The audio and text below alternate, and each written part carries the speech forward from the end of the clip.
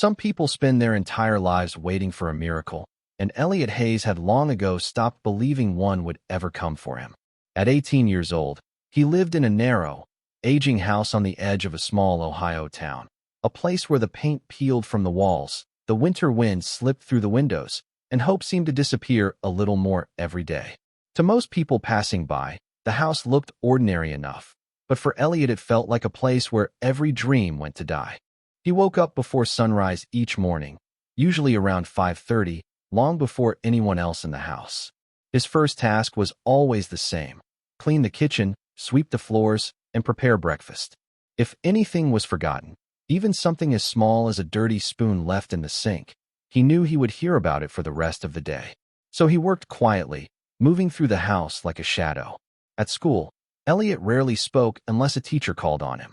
His classmates knew him as the quiet Omega who always sat near the back of the room and kept his head down.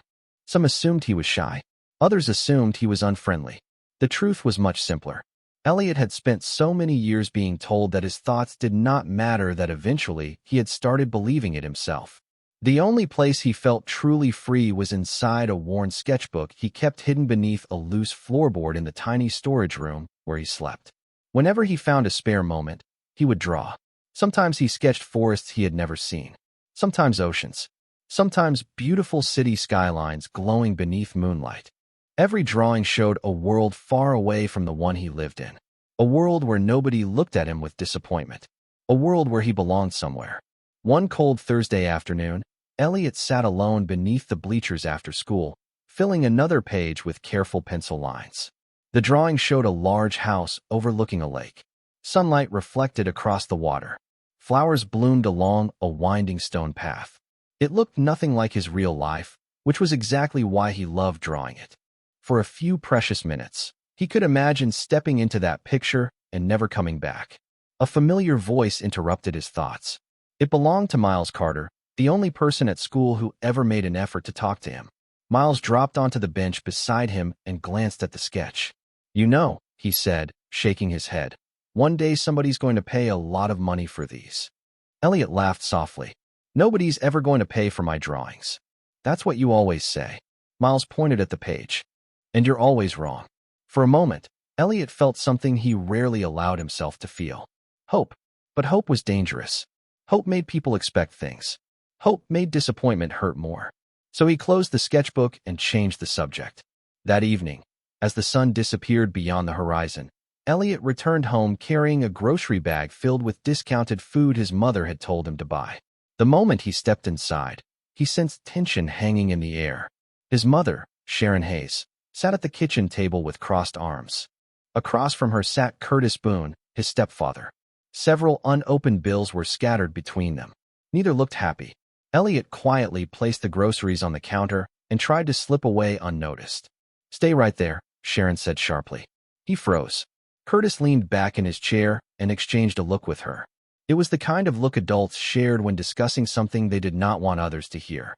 Elliot felt unease settle into his stomach. Then Sharon spoke words that made the color drain from his face. "You should know," she said coldly, "that by next week, you won't be living here anymore." Elliot stared at her, unsure he had heard correctly. Before he could ask what she meant, Sharon's expression hardened. "Because if things keep going the way they are," she said, "I'm going to find someone willing to take you off my hands." Elliot stood frozen beside the kitchen counter, staring at his mother as if the words had come from a stranger. Sharon showed no sign of taking them back. She simply gathered the bills from the table and slid them into a pile. Curtis avoided eye contact, but the uncomfortable silence told Elliot everything he needed to know. This was not a cruel joke. They had already discussed it. They had already made plans. That night, Elliot lay awake in the cramped storage room he called his bedroom. The house was quiet except for the hum of an old refrigerator and the occasional creak of floorboards. He stared at the ceiling for hours, replaying his mother's words again and again. "By next week, you will not be living here anymore." The sentence felt unreal, yet something deep inside him warned that it was only the beginning. The next few days passed beneath a cloud of anxiety. At school, he struggled to focus during classes. Even drawing no longer brought him comfort. Every time he opened his sketchbook, his mind drifted back to the same question. Where would he go if they forced him out? He had no savings, no relatives, no place to stay. On Monday afternoon, he remained late at school to finish a project. By the time he arrived home, the sun had already begun to set. As he approached the front door, he noticed two unfamiliar vehicles parked outside. His stomach tightened immediately. Voices drifted from the dining room. He quietly stepped inside and set down his backpack. The conversation stopped for a moment before continuing in lower tones. Elliot was about to retreat to his room when he heard his own name. Instinctively, he paused. Through the partially open doorway, he could see Sharon sitting across from two men dressed in expensive jackets. Papers were spread across the table. One of the men spoke calmly. "The debt has grown larger than expected." Sharon nodded nervously. "I understand." "Then you understand why we need a guarantee." Elliot could not hear every word that followed, but fragments reached him clearly enough. Debt, arrangement, transfer, compensation. His pulse quickened. Then he heard the sentence that made his blood run cold. "The Omega will settle a large portion of what is owed." Silence followed. Sharon did not object. She did not defend him. She simply signed a document and slid it across the table. Elliot stepped backward before anyone could notice him. His hands trembled. Suddenly everything made sense. The bills, the arguments, the strange warning. They were not sending him away because they no longer wanted him in the house. They were trading him to solve their financial problems. Fear wrapped around his chest so tightly that he could barely breathe. He locked himself in the storage room and sat on the floor for nearly an hour. As darkness filled the small space, he opened the loose floorboard and pulled out his sketchbook. Page after page revealed the life he had always imagined but never believed he could have. A peaceful home, a future, freedom. For the first time, he realized that if he stayed, even those dreams might disappear forever. Near midnight, the house finally grew silent. Elliot listened carefully. No footsteps, no voices, nothing. His heart pounded as he stuffed a few clothes into an old backpack. He added his sketchbook, a bottle of water, and the small amount of cash he had saved from odd jobs at school. The total came to less than $40. It was not enough, but it was all he had. Standing beside the back door, he hesitated. Beyond the glass lay uncertainty, danger, and a future he could not predict. Behind him waited a fate he feared even more. Taking a deep breath, Elliot turned the handle and stepped into the cool night air. Without looking back, he started walking toward the dark road stretching beyond town, unaware that somewhere behind him, forces much larger than debt collectors were already moving into position, and that before another 24 hours passed, his entire life would change forever. The farther Elliot walked from town, the more unreal everything felt. The cold night air stung his cheeks as he followed the narrow road stretching between empty fields and dark woods. His backpack felt heavier with every mile, not because of what it contained, but because it carried everything he owned. He checked his phone shortly after 1 in the morning. The battery was already below 20%. He had nowhere to go, no destination waiting for him, and no plan beyond putting as much distance as possible between himself and the house he had left behind. For several hours, he kept moving, passing gas stations, closed diners, and stretches of highway illuminated only by distant streetlights. Around 3 o'clock, dark clouds gathered overhead. Within minutes, rain began to fall. At first it was light, but soon it became a steady downpour. Elliot pulled his jacket tighter and continued walking. Water soaked through his clothes and shoes. His hands trembled from exhaustion and cold. By sunrise, he had reached the outskirts of a larger city. Cars filled the streets as people began their morning commutes. Elliot sat beneath the overhang of a closed storefront and tried to think. He counted the cash in his wallet again. $38 and some loose change. Enough for food for a day or two, maybe a cheap motel for a single night, but nothing more. His stomach growled. He bought a cup of coffee and a small sandwich from a convenience store and spent the rest of the morning wandering aimlessly through unfamiliar streets. As the day passed, anxiety slowly returned. Every time he noticed a stranger looking his way, he wondered whether Sharon had reported him missing. Every time a vehicle slowed nearby, he worried someone might be searching for him. By evening, rain clouds returned once again. Elliot found himself near an industrial district filled with warehouses and shipping yards. The streets grew quieter as darkness settled over the city. He pulled out his phone and saw that the battery had finally died. For the first time since leaving home, true fear began creeping into his thoughts. He was alone, completely alone. Then he noticed something that made his pulse quicken. A black SUV rolled slowly past the intersection ahead. A few minutes later, another appeared. Then a third. Perhaps it was nothing. Perhaps they were unrelated. Yet instinct told him otherwise. Elliot turned down a side street and quickened his pace. The sound of engines seemed to follow. He glanced over his shoulder, but could not tell whether anyone was actually interested in him. Rain began falling harder. The city lights reflected across the wet pavement, turning everything into a blur of silver and gold. Elliot hurried deeper into the maze of narrow streets until he reached a dead end beside an abandoned brick building. His heart sank. The alley offered no escape. He stood there breathing heavily as rain poured from the sky. For several long seconds, nothing happened. Then bright headlights appeared at the entrance of the alley. A sleek black sedan slowly pulled forward. Behind it came two more vehicles. Unlike the SUVs he had seen earlier, these cars moved with calm confidence, as though they belonged exactly where they were. The lead sedan stopped several yards away. A man wearing a dark suit stepped out and opened the rear passenger door. Elliot expected someone loud, intimidating, or aggressive to emerge. Instead, a tall alpha stepped from the vehicle with the composed presence of someone accustomed to being obeyed without ever raising his voice. He looked to be in his early 30s. His black coat was perfectly tailored despite the rain. His expression remained unreadable. The suited men around him immediately gave him space. Elliot had never seen anyone command a room, or in this case an entire street, simply by existing. The alpha studied him for several seconds before speaking.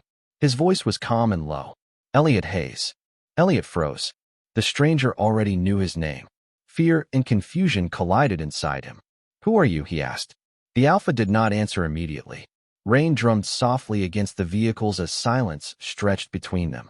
Finally, the man took a single step forward and said, "My name is Dominic Blackwood." Elliot recognized the name instantly. Even in small towns, people knew stories about Dominic Blackwood. Powerful, wealthy, untouchable. The kind of man whose influence reached far beyond ordinary business. Elliot could barely process what was happening. Dominic glanced briefly toward the street behind him, then back at Elliot. "You are not safe out here," he said. "Come with me." Every instinct told Elliot to run. Standing in the rain at the end of a dead-end alley, facing one of the most powerful men he had ever heard of, he could think of 100 reasons to refuse. Yet none of those reasons offered him a place to sleep, a way to survive, or protection from whatever arrangement his mother had made behind his back. Dominic Blackwood waited patiently, showing no sign of irritation. He did not move closer. He did not pressure Elliot. He simply stood there as rain fell around them. "Why?" Elliot finally asked. "Why are you helping me?" Dominic's expression remained calm. "Because you need help." The answer was so simple that it caught Elliot off guard. He had expected conditions, demands, or hidden motives. Instead, there was only silence.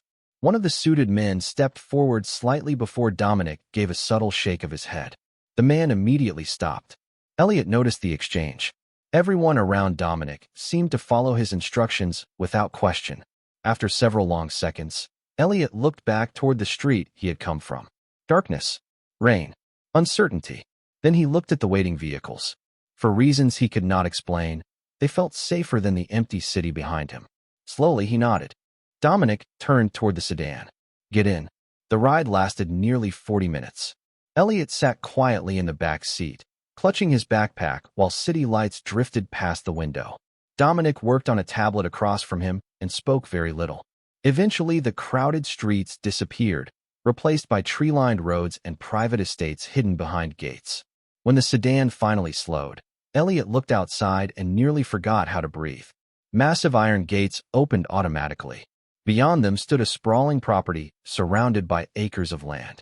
The driveway curved around fountains and carefully maintained gardens before ending in front of an enormous stone mansion.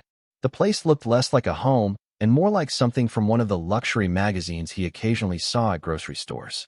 "This cannot be real," he whispered. The car stopped. Staff members appeared almost immediately, opening doors and carrying luggage. Elliot climbed out slowly, expecting someone to tell him there had been a mistake. Nobody did. Instead, A woman dressed in professional attire greeted him warmly. "Welcome, Mr. Hayes." Elliot nearly looked behind himself to see whether she was speaking to someone else. Dominic handed the woman a folder. "Prepare the East Guest Suite." "Of course, sir." Guest Suite. Elliot had never even had a bedroom large enough to fit a proper desk. He followed her inside. The interior was even more shocking than the exterior. Marble floors stretched beneath crystal chandeliers. Floor-to-ceiling windows overlooked gardens illuminated by soft landscape lighting. Everything felt spotless, elegant, and impossibly expensive. The woman led him upstairs and opened a door. Elliot stepped inside and froze. The room was larger than the entire first floor of his old house. A king-sized bed sat near a fireplace. A private bathroom connected to one side. Large windows overlooked a lake reflecting moonlight in the distance. Fresh clothes rested neatly on a chair. "Dinner can be brought whenever you are ready," the woman said kindly before leaving. Elliot stood alone in silence. His eyes moved slowly across the room. Clean blankets, warm lighting, new furniture, no peeling paint, no cold storage closet, no fear of being told he did not belong. Yet instead of feeling relieved, he felt suspicious. Life had taught him that good things always came with a price. Hours later, after showering and eating the first hot meal he had enjoyed in a long time, Elliot wandered into the hallway and noticed a framed newspaper article displayed inside a nearby sitting room. At the center was a photograph of Dominic Blackwood. Beneath it, the headline described him as one of the most influential figures in the city's underground world. Elliot stared at the article, his pulse quickening. He had not accepted help from an ordinary businessman. He was now living under the roof of the most feared Mafia Alpha in the entire region. The next morning, Elliot woke before sunrise out of habit. For several seconds, he stared at the unfamiliar ceiling, confused by the softness of the bed beneath him. Then reality returned. He was not in the storage room anymore. He was inside Dominic Blackwood's estate.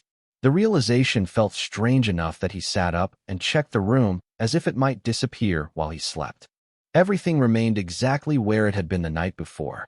The fireplace, the lake beyond the windows, the folded clothes waiting for him. It all felt impossible.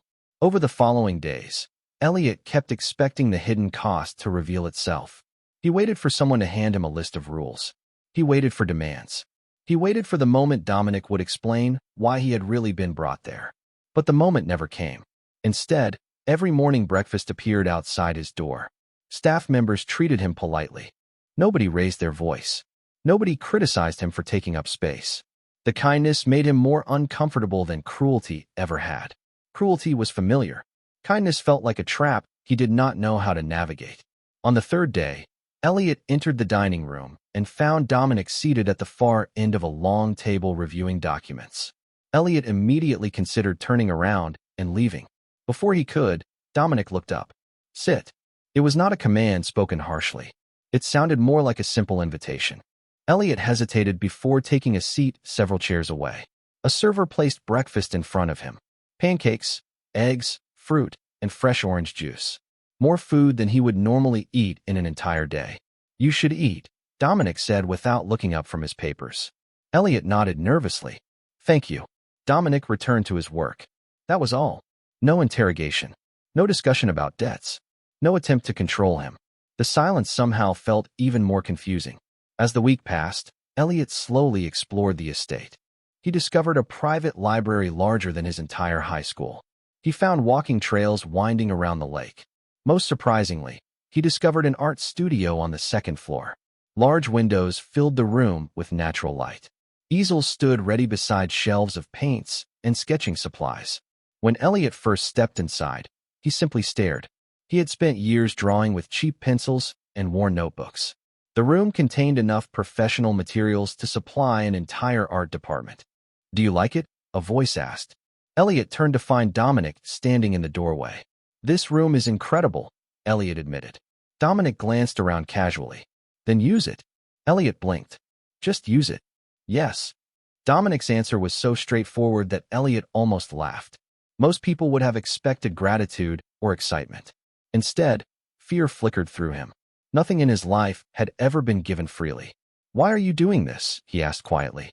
Dominic studied him for a moment. "Because everyone deserves the chance to become who they want to be." The answer stayed with Elliot long after Dominic left the room. For the first time in years, he spent hours drawing without worrying about being interrupted. Yet healing was not simple. Some nights, he woke from uneasy dreams, convinced he had somehow been sent back to his old life. Other times, he apologized automatically for things that required no apology at all. The staff noticed. Dominic noticed too. Yet nobody mocked him for it. Nobody became impatient. One evening, as Elliot worked on a sketch overlooking the lake, a man entered the studio. He was tall, serious, and dressed in a dark suit. Elliot recognized him as Victor Kane, Dominic's most trusted associate. Victor's expression was unusually tense. "Sir is looking for me?" Elliot asked. Victor shook his head. His gaze shifted toward the drawing before returning to Elliot. "No," then his voice lowered slightly. "But there is something Dominic needs to know. We have confirmed that people connected to the arrangement your mother made are actively searching for you." The words settled heavily in Elliot's mind long after Victor left the studio. People were searching for him. Until that moment, part of him had hoped the problem would simply disappear if enough time passed. Now he understood that leaving home had not ended his troubles. It had only changed their shape. That evening, he found himself unable to concentrate on his drawings. Every sound outside the room made him glance toward the door. Every passing vehicle beyond the estate grounds made him wonder who might be inside. When dinner arrived, he barely touched it. A quiet knock interrupted his thoughts. Dominic entered carrying a folder. Elliot immediately stood. "I am sorry," he said automatically. "For what?" Dominic asked. Elliot blinked. "I do not know." For a moment, Dominic simply looked at him. Then he set the folder on a nearby table. "You do not need to apologize for existing, Elliot." The statement was delivered calmly, yet it struck harder than any lecture could have. Nobody had ever told him that before. Dominic opened the folder and reviewed several documents. "Victor informed you about the search." Elliot nodded. "Are they dangerous?" Dominic considered the question carefully. "They are persistent." Elliot's stomach tightened. "Did they find me?" "No." Dominic closed the folder. "And they will not." The confidence in his voice was absolute. Not hopeful. Not optimistic. Certain. Elliot wished he could borrow that certainty for himself. Over the next several days, subtle changes appeared around the estate. Additional security vehicles occasionally patrolled the grounds. Staff members became slightly more alert. Visitors were screened more carefully. Yet Dominic never acted worried. His routine remained unchanged. Meetings continued. Business continued. Life continued.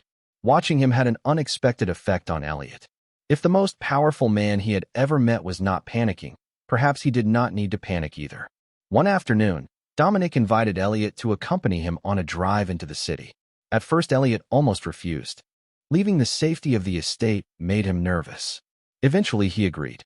The trip revealed a side of Dominic few people probably saw. Throughout the afternoon, Dominic visited several community projects, spoke with business owners, and quietly funded programs supporting local families. Nobody treated him like a criminal mastermind from newspaper rumors. They treated him like a respected leader. The contradiction confused Elliot. During the drive back, he finally asked the question that had been bothering him for weeks. "Why did you help me?" Dominic looked out the window for several seconds before answering. "Because someone should have." Elliot turned toward him. "You did not even know me." "I knew enough." The conversation ended there, but the answer lingered. Later that evening, Elliot returned to the art studio and completed a drawing unlike any he had made before.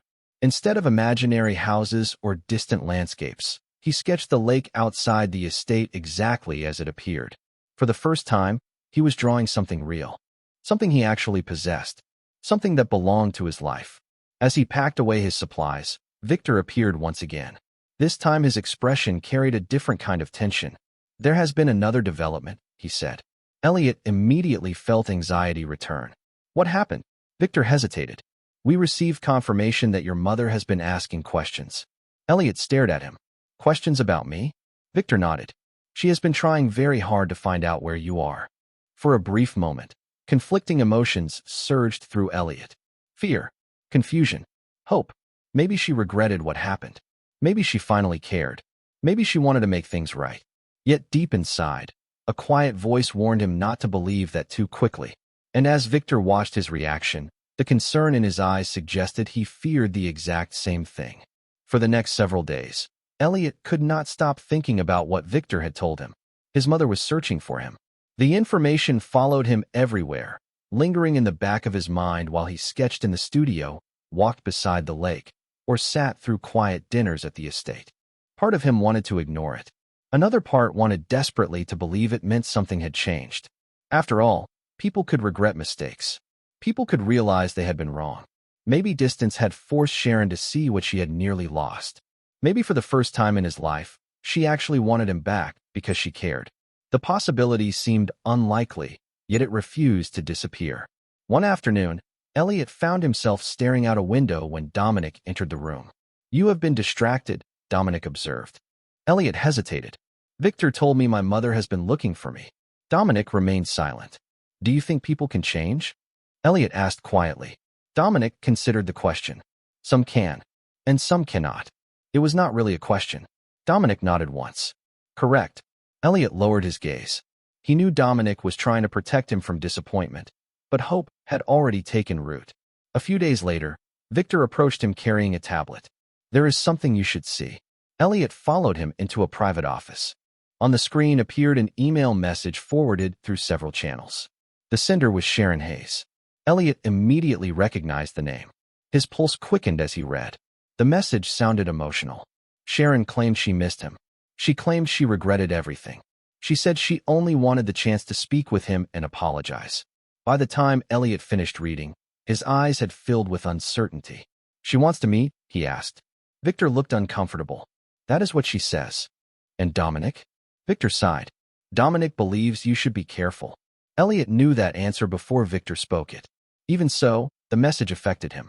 For days he replayed every memory he had of his mother, searching for signs that maybe she had loved him in her own flawed way. Maybe there had been moments he had overlooked. Maybe people deserved second chances. Eventually, he asked Dominic directly. They were standing beside the lake as the sun disappeared beyond the trees. "If I met her once, would that be a mistake?" Dominic watched the water for several moments. "That depends." "On what?" "On whether you are meeting the person she is now or the person you wish she would become." The answer stayed with Elliot long after the conversation ended. Yet despite the warning, curiosity continued growing. A week later, another message arrived. This one sounded even more sincere. Sharon claimed she had important information about the people who had been searching for him. She said she wanted to help. She said she wanted to make things right. Against his better judgment, Elliot agreed to a brief meeting at a public location under carefully arranged conditions. The meeting took place at a quiet cafe on the edge of the city. Victor's security team remained nearby, though out of sight. When Sharon entered, she looked older than Elliot remembered. Her eyes immediately filled with tears. "Elliot," she whispered. For a moment, he saw not the woman from his recent memories, but the mother he had spent years wishing for. She apologized repeatedly. She claimed financial pressure had clouded her judgment. She claimed she never intended for things to go so far. She even spoke kindly about his artwork after learning he had continued drawing. Slowly, Elliot's defenses began to lower. By the end of the conversation, he found himself wondering whether Dominic and Victor had been too cautious. Perhaps this was real. Perhaps people truly could change. But later that night, inside a private office miles away, Victor reviewed newly intercepted communications and felt his stomach sink. The investigation had uncovered something alarming. Sharon had not contacted Elliot out of regret.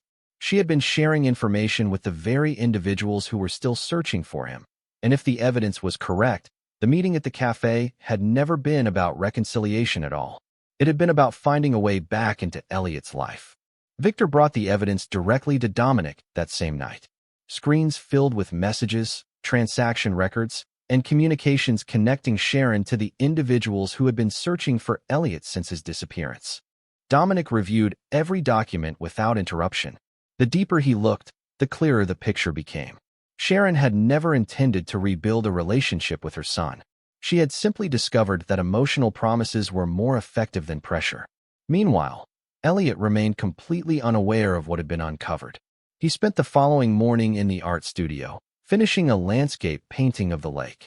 For the first time in months, he felt optimistic. The meeting at the cafe had left him confused, but also hopeful. Maybe his mother truly regretted the past. Maybe healing was possible. Those thoughts disappeared when Dominic entered the studio carrying a folder. One look at his expression told Elliot something was wrong. "Sit down," Dominic said quietly. Elliot obeyed. Dominic placed several documents on the table. "Before you read these, I need you to understand something. None of this is your fault." Elliot frowned and opened the folder. As he read, the color slowly drained from his face. Copies of messages, contact logs, financial records, evidence showing that Sharon had continued sharing information after their meeting. Evidence showing she had been working with the same people who had tried to track him. The pages blurred together. "No," Elliot whispered. "There has to be some mistake." Dominic remained silent. Elliot kept reading, desperately searching for another explanation. None appeared. Every document pointed toward the same conclusion. The apology had been an act. The tears had been an act. Even the concern in Sharon's voice had been an act. A painful silence filled the room. "I wanted to believe her," Elliot finally admitted. "I know." Dominic's response contained no judgment, only understanding. For several minutes, neither spoke. Then Elliot asked the question he feared most. "What happens now?" Before Dominic could answer, Victor entered carrying a tablet. "We have another development." He placed the device on the desk. A new message had arrived through one of the monitored channels. This time the communication was not subtle. The people searching for Elliot were becoming impatient. They believed they were close to locating him. Elliot felt fear rising inside him again. Yet something unexpected happened. Dominic simply closed the tablet and stood. "Then we end this." The calm certainty in his voice immediately changed the atmosphere of the room. Over the next few days, Dominic's organization moved quickly. Investigators gathered records. Attorneys coordinated with authorities. Information collected over months was organized into a comprehensive case. Instead of responding emotionally, Dominic focused on facts. Evidence replaced rumors. Documentation replaced threats. Elliot watched the process unfold from a distance. For the first time, he understood the difference between power and intimidation. True power did not need to shout. It simply acted. Then one evening, Dominic found Elliot standing beside the lake. "It is over," he said. Elliot looked up. "Over?" Dominic nodded. "The people searching for you can no longer reach you. The arrangements connected to your mother's debts have been dismantled. The authorities now have everything they need." Relief washed through Elliot so suddenly that he nearly lost his balance. Months of fear seemed to lift from his shoulders at once. Dominic looked toward the water before speaking again. "You do not have to spend your life running from the past anymore." Elliot stared at him. For a long moment, neither spoke. Then, for perhaps the first time since they met, Elliot truly believed he was safe. And far beyond the estate grounds, another process had already begun. The evidence collected against Sharon Hayes and Curtis Boone was being reviewed by investigators, and soon the truth about everything they had done would become impossible to hide. Nearly a year passed before Elliot fully understood how much his life had changed. At first, the transformation had been difficult to accept. Even after the threats disappeared and the investigations concluded, he still found himself expecting everything to vanish overnight. Some mornings he woke up and stared at the ceiling of his room, convinced he would open his eyes and discover he was back in the storage closet he once called home. But those mornings became less frequent as time moved forward. The truth was simple. His old life was gone. The future he had never dared imagine was finally becoming real. The evidence collected against Sharon Hayes and Curtis Boone eventually led to serious legal consequences. Financial misconduct, fraudulent activities, and multiple dishonest dealings were exposed through official investigations.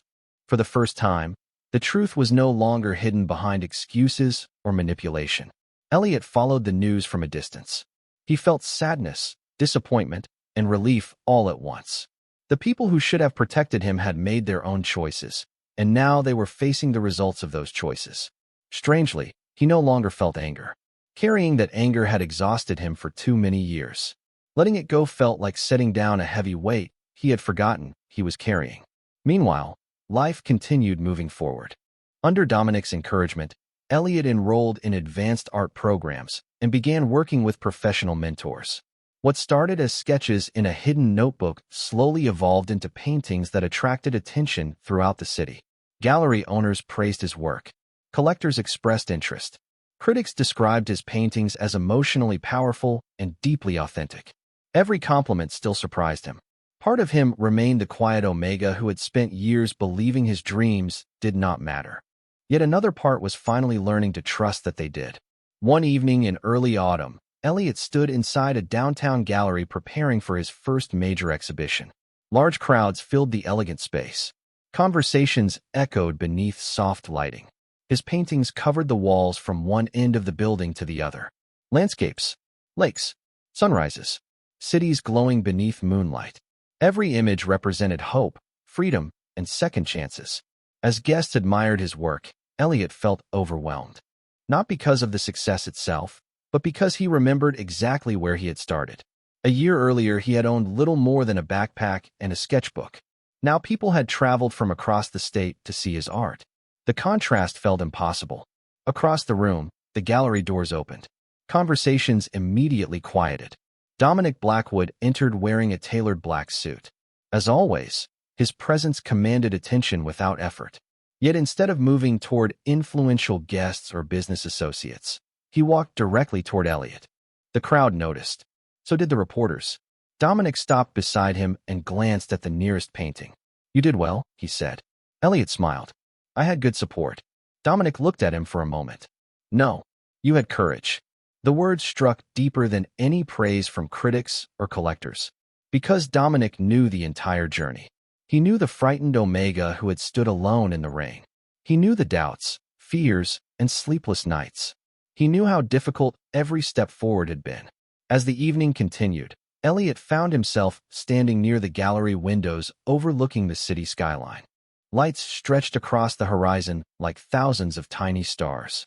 For a long moment, he simply watched them. 1 year ago, he had believed happiness belonged to other people.